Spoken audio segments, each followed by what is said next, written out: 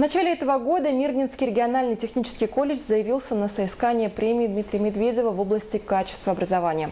Чтобы лично проверить, соответствует ли МРТК этому высокому званию, в Мирном несколько дней работала правительственная комиссия. О предварительных выводах объявили на итоговом заседании. Роман Муконин далее.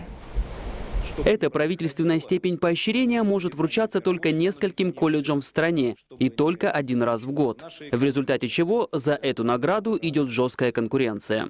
Первый этап конкурса включает объемное тестирование. Учебному заведению необходимо было ответить на 270 вопросов о наличии всего необходимого потенциала для возможной победы.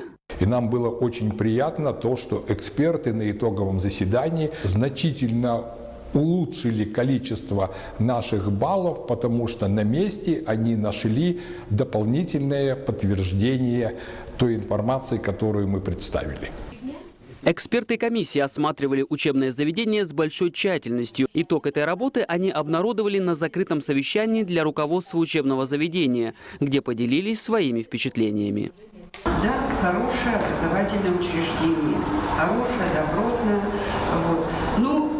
Если я бы так скажу, при определенных условиях я бы, например, с удовольствием отдала сюда своего ребенка. Показатель лучше. Показатель. Высокая оценка со стороны экспертов Российской правительственной комиссии не случайна. Она обусловлена долгосрочной политикой руководства колледжа по качественному улучшению образовательного процесса.